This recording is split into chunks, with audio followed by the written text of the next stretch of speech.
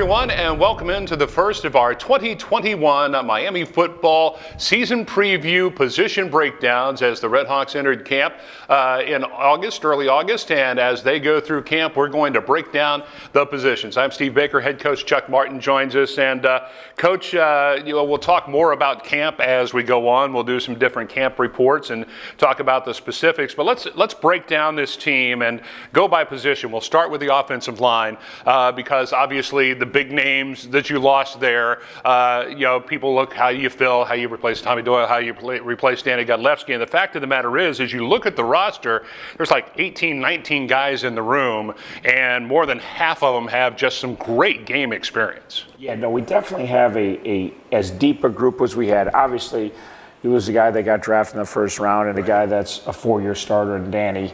Obviously, we say it every year. Like, you're not going to replace Tommy Doyle with Tommy Doyle, so it's got to be the group. The group steps up as a whole, and you get as good offensive line play. Maybe not specifically at that one position. So, but we, like you said, we do have a lot of good depth. We're very young in that room. Mm-hmm. For whatever reason, we're just young in that room at this point in time in Miami football. But we got a lot of young guys we like. They're a little bit green. They're still developing their bodies.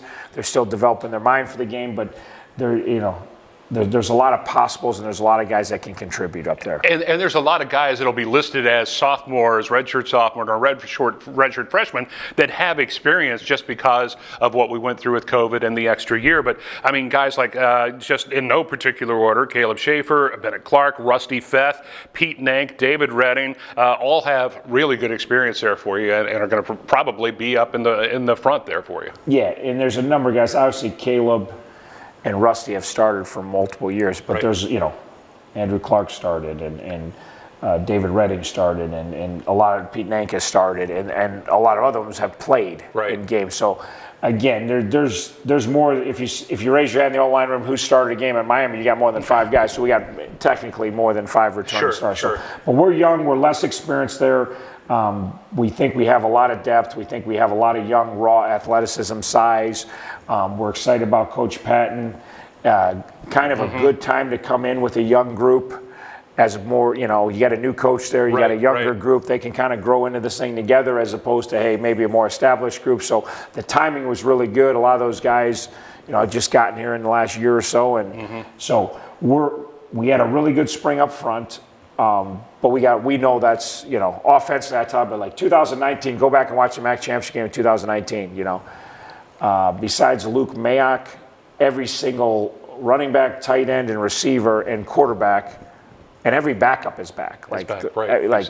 All our so all our skill positions are 2 years older, and they all, Gabbert was a freshman then. Rusty and Schaefer were freshmen then. James Burns was a freshman then. So, we have a ton of experience on offense other than O-line. We're a little bit younger and, so that's going to be a major group this fall, and if they step up and get the job done. Well, and that's one of those areas we always talk about is your freshman class coming in. Can they contribute? That sort of stuff. This sounds like one of those rooms where if they can get big enough and they can get strong enough, they might be able to help you out, especially when you're looking at quality depth. Yeah, you're obviously looking at Rusty and Schaefer as returning starters.